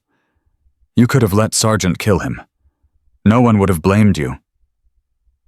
"Cole would have," Daniel replied simply. "And I've got to live with myself after today. I need to be the father Cole believed I was, not the man Cross's corruption tried to make me." Cross was loaded into an ambulance, his gray eyes finding Daniel one last time through the pain and shock. "You think you've won?" the general rasped, his voice barely audible. "But the network survives. Others will continue what I built. My death changes nothing." "Your death." Daniel stepped closer to the ambulance, leaning in so only Cross could hear. "You're not dying, General. You're going to survive these burns, recover in a federal medical facility, and stand trial for every crime you committed. You're going to spend the rest of your life in prison watching your legacy crumble, your name become synonymous with treason. That's not death. That's justice, and it's so much worse than the easy way out you tried to take." Cross's eyes widened with genuine horror, understanding the truth in Daniel's words. The general had wanted to die dramatically, to control his narrative even in death. Instead, he would live to face accountability exposure, the complete destruction of everything he'd spent 40 years building. The ambulance doors closed, sirens wailing as it sped toward the nearest trauma center. Sarah was already on her radio coordinating security for Cross's hospitalization and eventual prosecution. The conspiracy would be exposed, the guilty punished, the truth finally revealed after 18 years of carefully maintained lies. Daniel looked down at Sargent, at the loyal companion who'd attacked when commanded and released when ordered. The dog's training was perfect, his discipline absolute, his dedication to mission completion beyond question. Cole had chosen well when he'd arranged for Sargent to become his father's companion. "Come on, boy," Daniel said softly. "Let's go home." But Sarah touched his arm, her expression sad. "Daniel, I need to tell you something about Sargent, about his status." Daniel's stomach dropped. "What? Sargent's still on active duty with the FBI. He's been assigned to our K-9 unit throughout this investigation. Now that the case is resolved, there's paperwork, official processes." "You're taking him," Daniel said flatly. "After everything you're taking the only family I have left." "No," Sarah's voice was fierce. "I'm saying the paperwork takes time and bureaucracy moves slowly. Until all the official transfers and retirements are processed, Sargent remains in your custody as his designated civilian handler. That process could take months, maybe a year. Long enough for an old dog to earn his retirement and stay permanently with the person who needs him most." Understanding dawned slowly. Sarah was giving him Sargent, using bureaucratic delays to ensure the Belgian Malinois stayed where he belonged. Cole's dog returning to Cole's father, the circle completing itself. "Thank you," Daniel whispered, his throat tight with emotion. Sarah smiled, tears finally escaping down her cheeks. "Cole would have wanted it this way. He'd want you to have Sargent, to have companionship and purpose. He'd want you to live, Daniel. Not just survive, but actually live. Can you do that? For him, for the man he knew his father could be." Daniel looked at the burning wreckage of Cross's Range Rover, at the FBI agents processing evidence at the willow tree, where Chen had rested for 18 years. He thought about Cole's laugh, Sarah's grief, Sargent's loyalty, and the price of truth in a world that preferred comfortable lies. "I can try," Daniel said finally. "With Sargent's help, I can try." And somehow that felt like enough. Not victory, not redemption, but the beginning of both. The mission wasn't over. It was simply entering a new phase. One where Daniel Morrison Sargent and the memory of everyone they'd lost would ensure this story was told, remembered, and never repeated. The federal courthouse in Richmond was packed with reporters, families, and Marines in dress uniforms when Daniel arrived 3 months later. Sargent walked beside him, the tactical harness replaced with a simple leather collar that had belonged to Cole. The dog's presence drew attention. People recognized him from the news coverage, from the photographs of him carrying evidence through Virginia wilderness, from the viral video of him taking down General Cross. Sarah met them at the security entrance, her expression tight with stress. "We have a problem."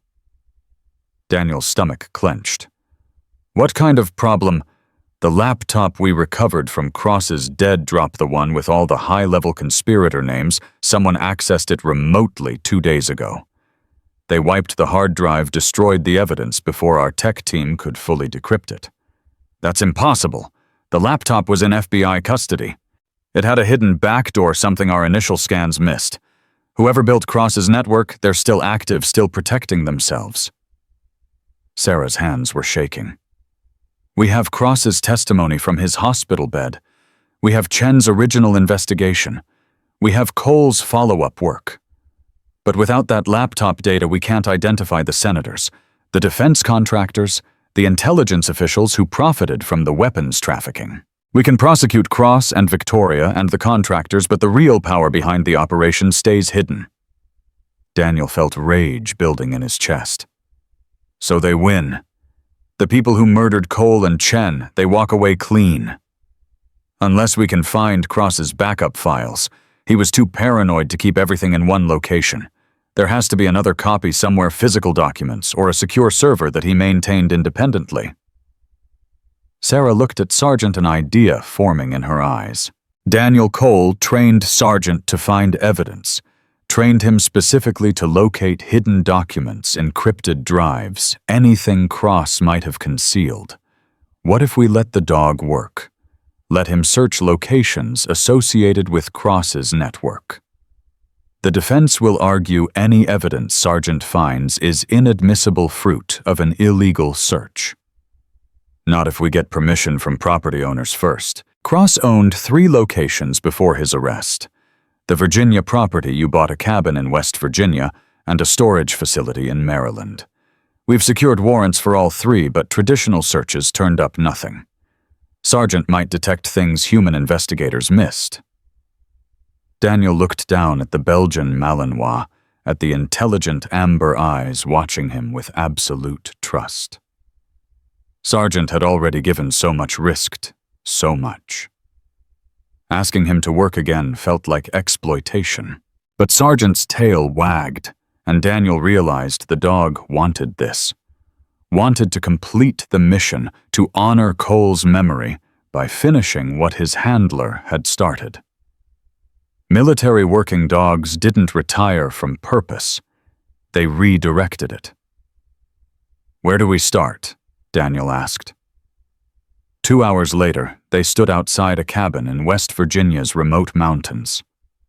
The structure was small, well-maintained, surrounded by forest thick enough to hide anything. FBI agents had already searched it twice, finding nothing but ordinary vacation property contents. Sargent approached the cabin with his nose working overtime, processing scents Daniel couldn't begin to detect. The dog circled the perimeter twice, then suddenly veered toward a woodshed that agents had already cleared. "There's nothing there," one agent said. "We pulled apart every log pile, checked every corner." But Sargent was insistent, pawing at the shed's dirt floor with increasing urgency. Daniel grabbed a shovel and started digging where the dog indicated. 3 feet down, his blade struck something solid, a waterproof container buried beneath the woodshed's foundation. Inside the container, they found USB drives, physical ledgers, and photographs documenting 2 decades of weapons transfers. Names, dates, dollar amounts, everything Cross had kept as insurance against the people he'd worked with. The evidence was devastating, comprehensive, exactly what Sarah needed to bring down the entire network. "Good boy," Daniel whispered, his hands shaking as he examined documents that would destroy careers and send powerful people to prison. "Such a good boy." But Sargent wasn't finished. The dog was already moving again, heading deeper into the woods behind the cabin. Daniel and Sarah followed agents, scrambling to keep up. A 1/4 mile into the forest, Sargent stopped beside an old oak tree that looked like every other oak tree in these mountains. The dog barked once, then sat the final alert position indicating a positive detection. Daniel examined the tree carefully, finding what Sargent's nose had detected, a small metal panel camouflaged to match the bark. Behind the panel was a digital recorder, voice-activated, waterproof, still running after all these years. Sarah pressed play, and General Cross's voice filled the forest conversations with senators, defense contractors, intelligence officials, all of them discussing the weapons operation, the profits, the strategic advantages. Cross had recorded everything, documented every interaction as protection against betrayal. "He recorded his co-conspirators," Sarah breathed. Cross knew eventually someone would try to sacrifice him, so he kept evidence to ensure mutually assured destruction. "This is it, Daniel. This is everything we need." But even as Sarah was cataloging the evidence, even as FBI agents were securing the site, Daniel felt something wrong. Sargent was still alerting, still tense, his body language screaming danger rather than mission success. "Something's not right," Daniel said quietly. The bullet hit the tree beside Sarah's head bark, exploding in a spray of splinters. Daniel tackled her to the ground as gunfire erupted from multiple positions in the forest. Sargent was already moving using terrain for cover, his combat training activated by the sound of hostile fire. "They followed us," Sarah gasped, drawing her weapon. "Whoever wiped the laptop, they knew we'd come looking for Cross's backup files. They've been waiting." More gunfire, professional and precise, pinning them down behind inadequate cover. Daniel counted at least 4 shooters, possibly more, all equipped with suppressed weapons and advanced optics. These weren't contractors or hired thugs. These were elite operators sent to eliminate the final threat to the conspiracy. "Federal agents!" Sarah shouted, returning fire. "Stand down!" The response was a grenade landing 10 feet from their position. Daniel grabbed Sarah and rolled the explosion, throwing dirt and debris over them, momentarily deafening them both. Sargent appeared through the smoke, his jaws clamped around something metallic, the digital recorder retrieved from the tree, protected from the blast. "He saved the evidence," Sarah said, amazed. "Even under fire, he completed the mission." But they were still pinned down, still outnumbered, with backup too far away to matter. The shooters were closing in using fire and maneuver tactics to collapse the perimeter. Daniel had maybe 2 minutes before they were overrun. Sargent suddenly bolted from cover, racing toward the nearest shooter with suicidal courage. Daniel screamed for him to come back, but the dog was committed, using speed and aggression to create chaos in the enemy formation. The Belgian Malinois hit the first shooter like a missile, his 80 pounds of muscle driving the man backward, jaws finding the weapon arm with crushing force. The shooter screamed, his rifle falling away, but his teammates were already adjusting fire toward the dog. "No!" Daniel was running before conscious thought caught up his body, moving on instinct, on the primal need to protect the animal that had become his family. He threw himself between Sargent and the incoming rounds, feeling impacts punch through his chest and shoulder, feeling his legs give out beneath him. Sarah's weapon was thundering now, her marksmanship legendary among FBI agents. 2 shooters went down, then a third, her shots precise and lethal. The remaining operators broke contact, disappearing into the forest, rather than face a determined federal agent with tactical advantage. Daniel hit the ground hard, pain exploding through his body with each labored breath. Sargent was there immediately, whining, licking his face, trying to understand why his handler wouldn't get up. The dog's eyes were frantic with worry, with the knowledge that something was terribly wrong. "Daniel, stay with me." Sarah was pressing her hands against his wounds, trying to staunch bleeding that was too severe, too widespread. "Medevac is inbound. Just hold on. You can't die, not now, not after everything." "Sergeant," Daniel gasped, his vision dimming. "Take care of him. Promise me." "You're going to take care of him yourself," Sarah insisted, but her tears betrayed the truth. Daniel's wounds were catastrophic, his breathing becoming shallow and irregular. Sargent pressed his head against Daniel's face, whimpering softly. The dog's warmth was fading, or maybe Daniel was just getting cold. Hard to tell anymore. "Good boy," Daniel whispered, his hand finding Sargent's collar fingers curling around the leather that had once belonged to Cole. "You completed the mission. Cole would be so proud. I'm so proud." The helicopter roar was getting closer, but Daniel knew it wouldn't matter. He was dying in a West Virginia forest surrounded by evidence that would expose a conspiracy, protected by a dog that loved him unconditionally. There were worse ways to go. His vision was fading, darkness creeping in from the edges. But through the dimness, Daniel could see figures materializing in the forest, his wife Sarah smiling at him with the warmth he remembered from their wedding day. Cole in his Marine dress uniform, standing tall and proud beside Master Sergeant Chen. "Dad," Cole said, his voice carrying across impossible distance. "You did it. You finished what we started." "I'm sorry," Daniel tried to say, but the words wouldn't come. Sorry he hadn't protected Cole. Sorry he hadn't saved him. Sorry for every failure that had led to this moment. But Cole was shaking his head, his expression full of love and forgiveness. "You gave me everything I needed to be the man I became. Everything I did, every choice I made, it came from you. Don't apologize for teaching me honor, Dad. Never apologize for that." Chen stepped forward, his hand extended. "Time to come home, Marine. Mission complete." Daniel's hand moved toward Chen's, his fingers reaching across the void between life and death. But something jerked him backward. Sergeant's teeth in his collar, the dog physically dragging him away from the light, away from peace, back toward the pain and struggle of continued existence. "Let go," Daniel tried to tell him. "Let me go, boy. It's okay." But Sergeant wouldn't release him. The Belgian Malinois planted his feet and pulled with desperate strength, refusing to surrender his handler to death. The dog's loyalty transcended logic, transcended the inevitable, transcended everything except the bond between them. Daniel felt himself being pulled backward, away from Sarah and Cole, and Chen away from the peace he'd been reaching for.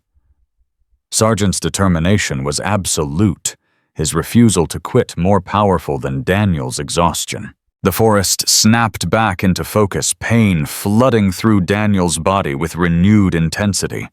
The helicopter had landed, paramedics rushing toward him with equipment and urgent efficiency. Sarah was screaming orders, coordinating treatment, refusing to accept that Daniel Morrison's story could end here. And Sergeant was standing over him, protective and fierce, his amber eyes burning with the kind of loyalty that moved mountains and changed destinies and refused to accept defeat. "I've got a pulse," one paramedic shouted. "Weak but steady. Get him on the stretcher now." Daniel tried to speak to tell them it was pointless, but Sergeant's face filled his vision. The dog's expression carried such determination, such absolute faith that his handler would survive, that Daniel found himself fighting when surrender would have been easier.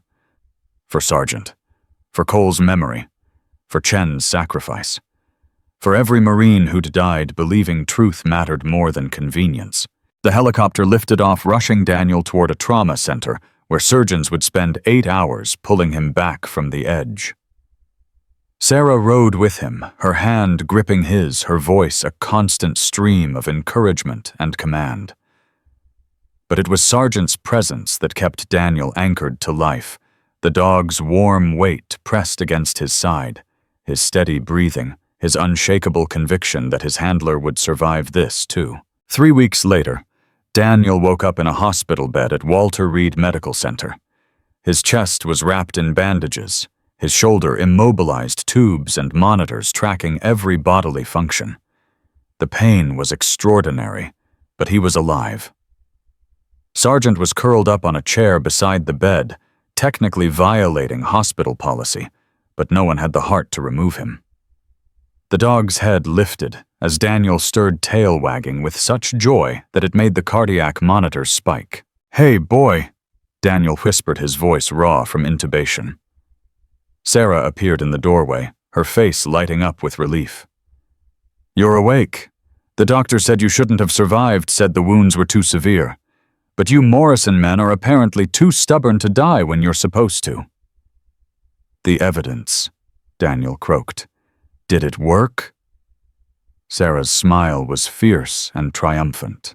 47 arrests so far, including 3 senators, 2 defense contractors, and multiple intelligence officials. Cross's recordings and documents are destroying the entire network. Everyone involved in the weapons trafficking operation is either in custody or about to be. You did it, Daniel. You and Sergeant exposed everything. Daniel's hand found Sergeant's head fingers tangling in the familiar fur. "He saved me, pulled me back when I was ready to let go." "Military working dogs never quit," Sarah said softly. "They complete the mission no matter what obstacles appear. Sergeant's mission was protecting you, keeping you alive, ensuring Cole's father survived to see justice served. He succeeded. What happens now? Now you recover. Then there's a congressional hearing where you'll testify about everything that happened. The Marine Corps wants to award posthumous medals to Chen and Cole, Medal of Honor, for both of them recognition of their sacrifice and courage.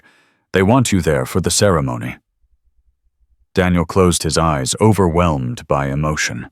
Chen and Cole would finally receive the honor they deserved, their names cleared, their heroism recognized. The conspiracy that had murdered them was destroyed, exposed to the light they'd died trying to reveal. And Sergeant, Daniel asked, his voice barely audible.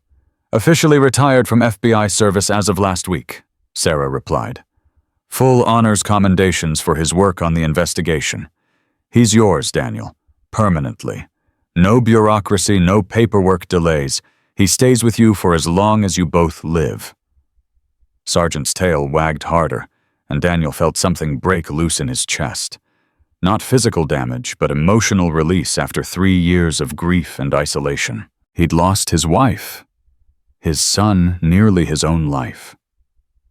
But he'd gained this loyal companion, this unbreakable bond, this living connection to Cole's memory. Thank you, Daniel whispered to Sergeant, to Sarah, to the ghosts of everyone who'd fought beside him.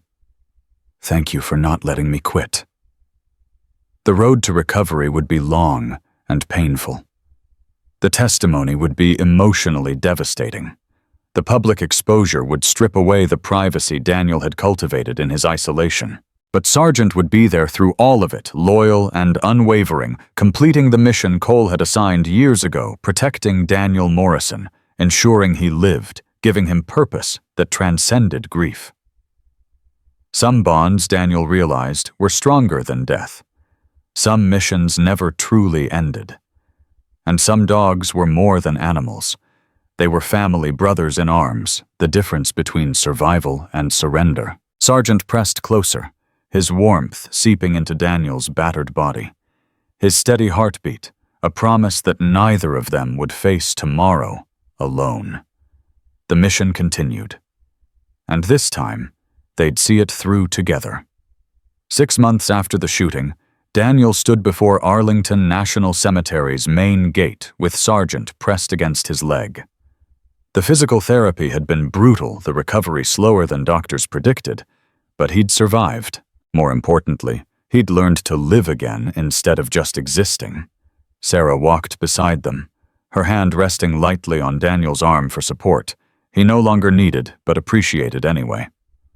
You ready for this? No, Daniel admitted. But Cole never waited until he was ready. He just did what needed doing. The ceremony was scheduled for 10 o'clock, but families had started gathering hours earlier. Chen's widow, Margaret, stood near the memorial site, with her 2 daughters, grown women, now both with children of their own who'd never met their grandfather. They'd lived 18 years believing Richard Chen had abandoned them, died as a deserter. Today, that lie would finally be corrected. Margaret saw Daniel approaching, and her expression crumbled. She'd thanked him a dozen times already through letters and phone calls, and one tearful meeting at his hospital bedside. But words couldn't capture what it meant to finally know the truth, to understand that her husband had died a hero rather than a coward. Mr. Morrison, Margaret said, her voice breaking. Richard would have been so grateful for what you've done, what your son did. All those years I told our daughters their father abandoned us, and he was fighting for truth right until the end. Daniel pulled her into a gentle embrace, feeling her shoulders shake with grief that had waited 18 years for release. Chen was a good Marine, a good man. Cole looked up to him more than anyone, except maybe me. They're together now wherever Marines go when their mission's complete. Margaret pulled back, wiping tears from her weathered face. The Marine Corps contacted me last week. They're not just awarding Richard the Medal of Honor. They're creating a new integrity award in his name, the Chen Award for Marines who expose corruption despite personal cost. His legacy isn't just how he died, it's how he lived. Sargent suddenly tensed, his attention fixed on something in the crowd. Daniel followed the dog's gaze and felt his blood freeze. A man in an expensive suit was watching them from behind the memorial wall, his face partially obscured, but his posture radiating authority and threat. "Sarah," Daniel said quietly. 3 o'clock behind the wall. We've got a problem." Sarah's hand moved subtly toward her concealed weapon. "I see him. Stay with the families, I'll check it out." But the man was already moving, walking directly toward them with confident strides. As he emerged from shadow, Daniel recognized him from news coverage and congressional testimony. Senator James Whitmore, one of the politicians Cross's evidence had implicated. Whitmore had resigned his position 2 months ago, claiming health issues, but the real reason was avoiding prosecution through a deal that had infuriated Sarah and every other investigator on the case. "Mr. Morrison," Whitmore said, extending his hand. "I wanted to speak with you before the ceremony." Daniel ignored the offered hand. "You're not welcome here, Senator. These families have suffered enough without having to face one of the people who profited from their loved ones' murders." When Whitmore's expression remained neutral, but something flickered in his eyes. Calculation, maybe, or desperation. "I know you think I'm a monster, that I knew about the weapons trafficking, that I protected Cross's operation, but there's information you don't have context that changes everything." "There's no context that justifies what happened," Sarah interrupted, positioning herself between Whitmore and Daniel. "You took money from defense contractors involved in the trafficking. You used your position to block investigations. You're complicit in every death that operation caused." "I was gathering evidence," Whitmore said, his voice low and urgent. "For 3 years I've been working with the Inspector General's office, documenting the corruption, building a case from the inside. Yes, I took money because refusing would have marked me as a threat.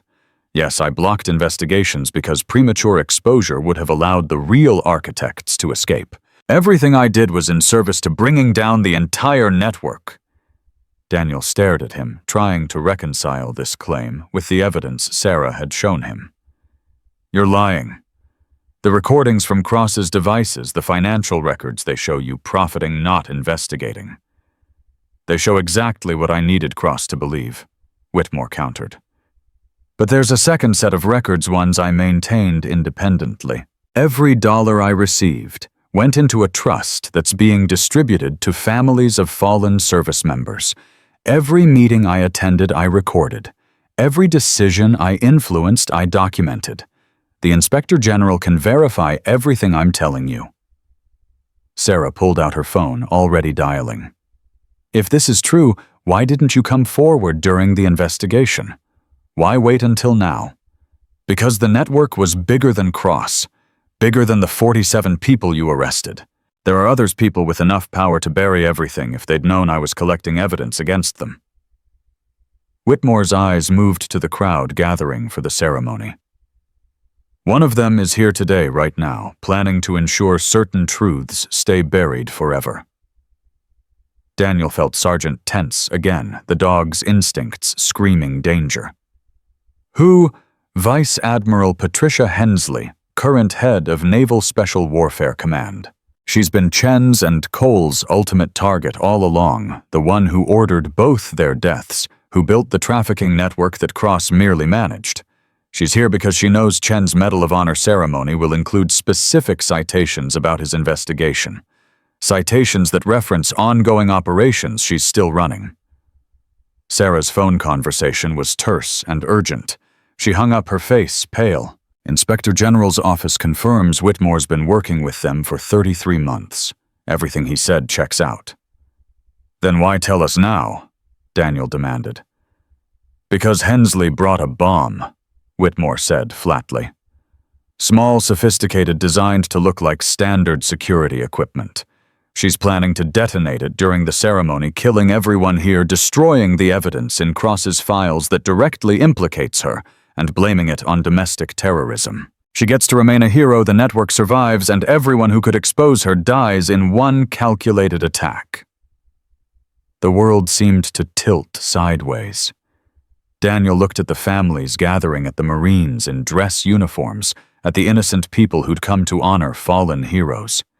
Dozens of lives about to be snuffed out to protect one woman's secrets. "We evacuate," Sarah said immediately. "Clear the area, call in bomb disposal." "No time," Whitmore interrupted. "The device is on a dead man's switch. If Hensley doesn't deactivate it every 15 minutes, it explodes automatically. We try to evacuate, she lets it blow early and achieves the same result." "Then we arrest her," Daniel said. "On what charge? Bringing suspicious equipment to a military ceremony." Whitmore shook his head. "Without proof, without catching her in the act, she walks away and tries again at another venue. We need to let her think her plan is working, then disable the device at the last possible moment." Sargent was growling now, a low, continuous rumble that drew attention from nearby Marines. The dog's protective instincts were in overdrive, sensing threat on a level Daniel couldn't articulate, but trusted completely. "Where's the device?" Sarah asked, her training overriding shock. "Embedded in her briefcase, which she's carrying with her at all times. Military-grade explosive enough to level everything within a 100-yard radius." Whitmore's hands were shaking. "I've been trying to stop her for months, but she's too careful, too protected. Then I heard about this ceremony about Daniel Morrison and the dog who exposed Cross's network, and I realized this might be our only chance." "Our chance to do what?" Daniel's mind was racing, calculating options, risk factors, tactical realities. "To let Sargent do what he was trained for," Whitmore said, looking at the Belgian Malinois with something approaching reverence. "Cole Morrison trained that dog in explosives detection. If anyone can locate the device, identify the specific briefcase in a crowd of military personnel carrying similar items, it's him." Daniel looked down at Sargent, at the loyal companion who'd already risked everything, who'd saved his life multiple times, who'd completed every impossible mission assigned to him. Asking for more seemed cruel, exploitative, potentially suicidal.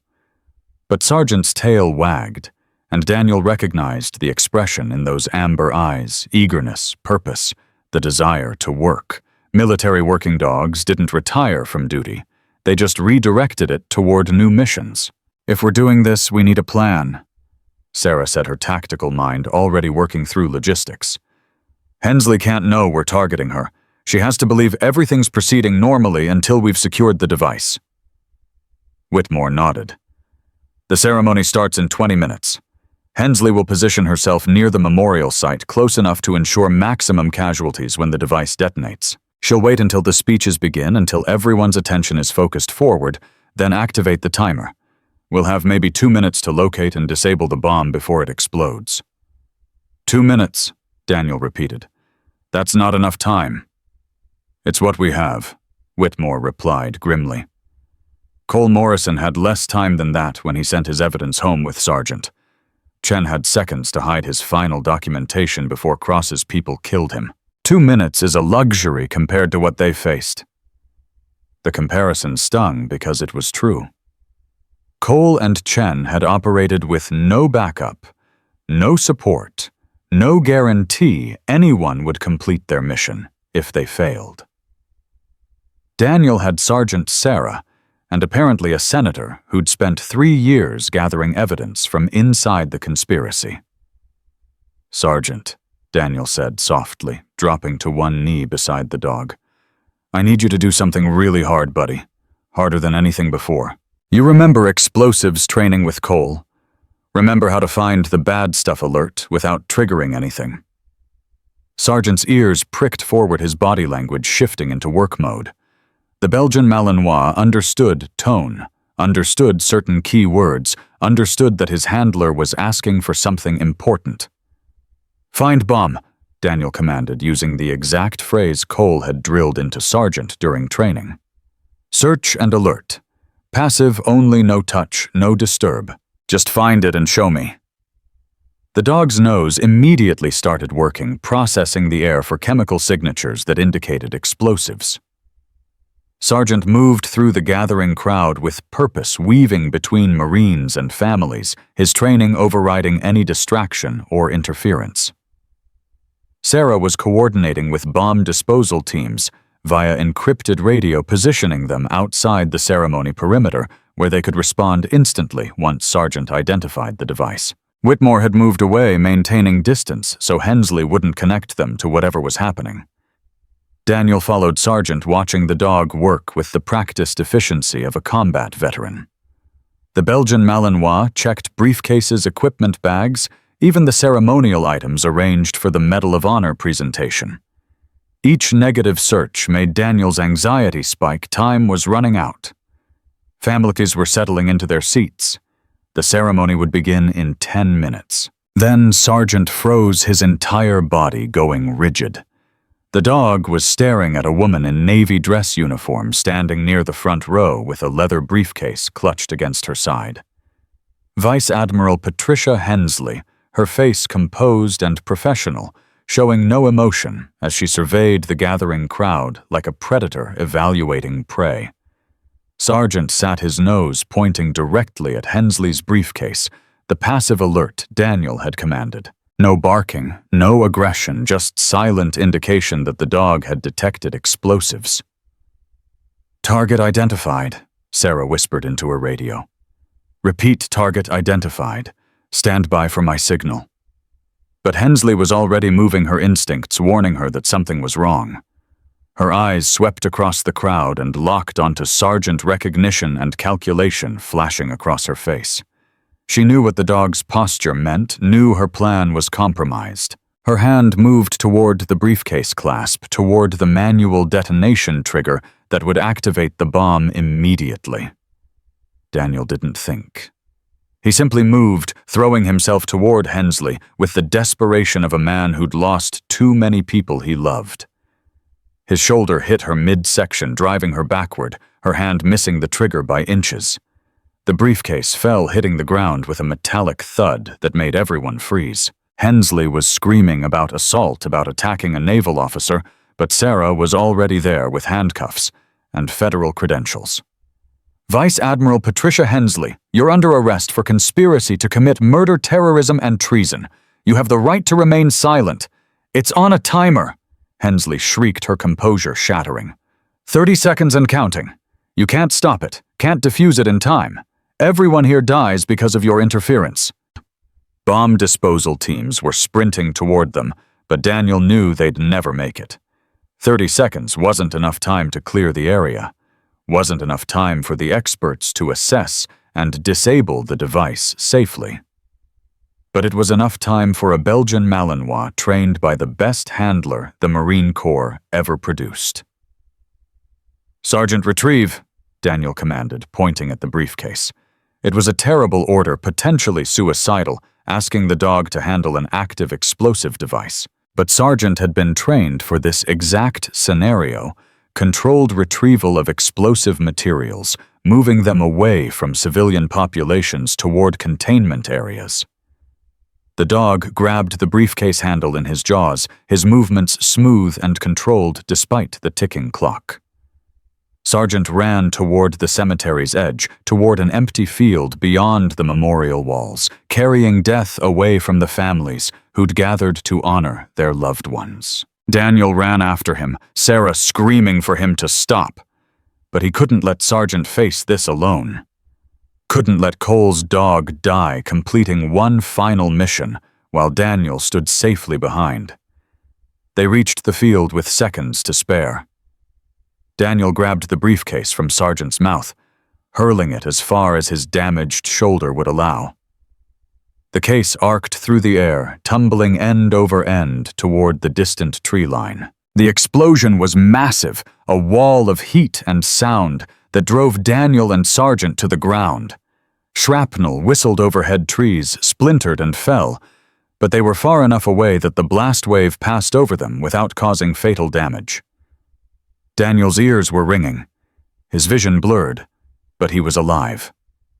And more importantly, Sargent was alive, pressed against his side, panting heavily but uninjured. Behind them, the ceremony crowd was shaken, but safe, protected by the distance Sargent had created.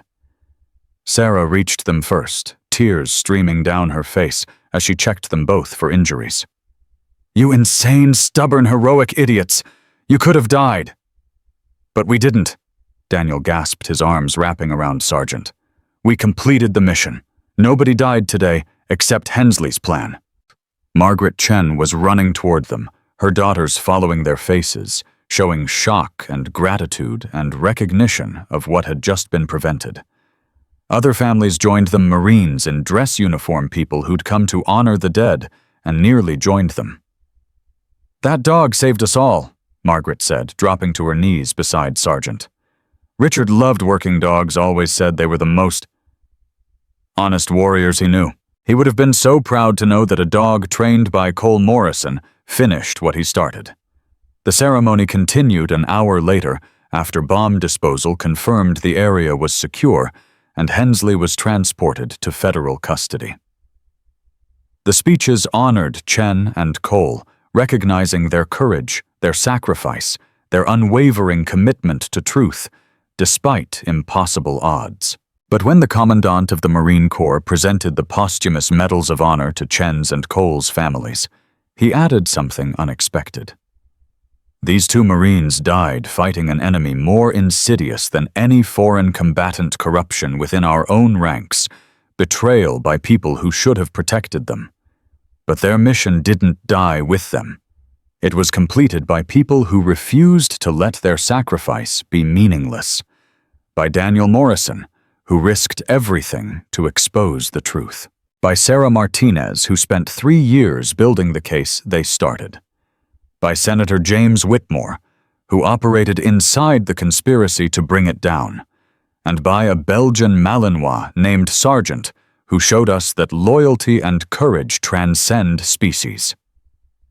The crowd erupted in applause as Sargent was brought forward, a special commendation hung around his neck, the first ever awarded to a military working dog for actions taken after his handler's death. The dog's tail wagged, but his eyes sought Daniel in the crowd, checking that his handler was okay, that the mission was truly complete.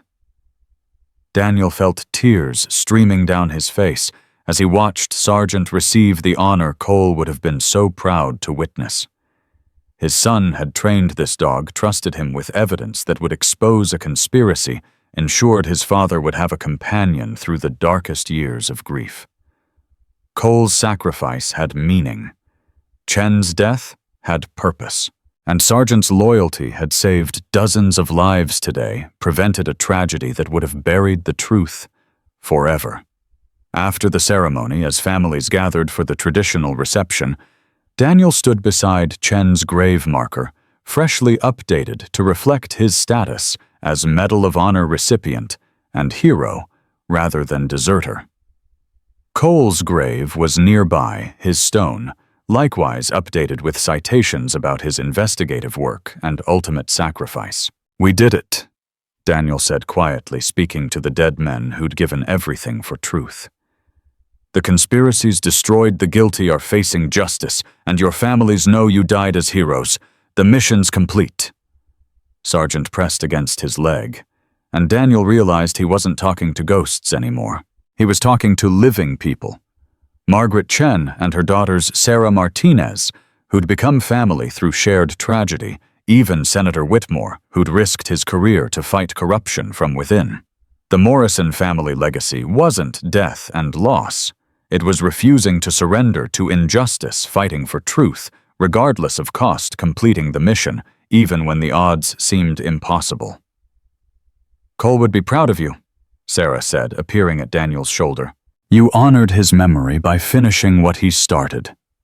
That's what sons hope for, that their fathers will carry on their work, that their lives will mean something beyond the years they lived." "I had help," Daniel replied, his hand resting on Sargent's head. "Couldn't have done it without my partner here." "Neither could Cole," Sarah agreed. "He always said Sargent was the best part of his team. Smart, loyal, brave beyond reason. Kind of like his handler's father." So Daniel laughed, the sound rusty from years of grief but genuine. "Cole got his courage from his mother. I just taught him to be stubborn. Stubborn saved lives today, Sarah pointed out. Stubborn exposed a conspiracy 20 years old. Stubborn completed a mission 2 good Marines died trying to finish. Don't underestimate the power of refusing to quit. As the sun set over Arlington, casting golden light across white headstones that stretched toward infinity, Daniel made a promise to the graves of everyone who'd fought beside him. He would live, not just survive. He would tell their stories, ensure their sacrifices were remembered, fight corruption, wherever he found it. And he would do it with Sargent by his side, the loyal companion who'd saved his life, completed impossible missions, and shown him that love transcended death, that bonds endured beyond the grave, that some warriors never truly left the battlefield. 6 months later, Daniel stood before Congress delivering testimony that would reshape military oversight, create new whistleblower protections, and honor the legacy of Marines who'd died fighting enemies within their own institutions. Sargent sat beside him throughout the 8-hour hearing, a silent reminder that courage came in many forms, and loyalty was the strongest weapon against corruption. The Chen Award for Integrity was established, given annually to service members who exposed wrongdoing despite personal cost.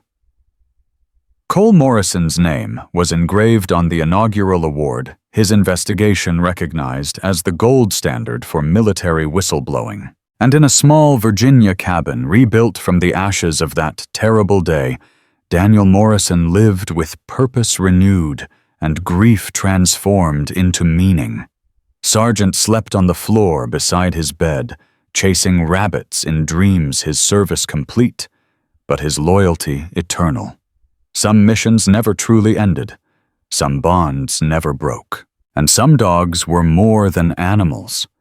They were brothers, warriors, family members who showed humans what honor looked like when words failed and action spoke louder than any testimony.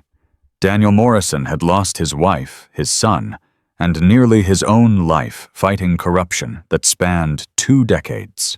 But he'd gained something invaluable. The knowledge that truth was worth dying for, that integrity mattered more than convenience, and that the bond between a man and his dog could change the world when nothing else seemed possible. Sargent's legacy wasn't just the missions he completed or the lives he saved. It was teaching an old Marine that some battles were worth fighting, some truths demanded exposure, and some loyalties transcended every obstacle between justice and those who would bury it. The conspiracy that murdered Richard Chen and Cole Morrison was destroyed, the guilty punished, the truth finally revealed after 18 years of carefully maintained lies. And a Belgian Malinois named Sargent had been the key that unlocked it all. Loyalty given freely. Courage demonstrated constantly, mission completed without hesitation or surrender. That was worth more than any medal, any commendation, any recognition humans could bestow. It was simply love expressed through action, transcending death itself, to honor those who'd fallen and protect those who remained. Daniel Morrison understood that now, and he would spend the rest of his days ensuring everyone else understood it too.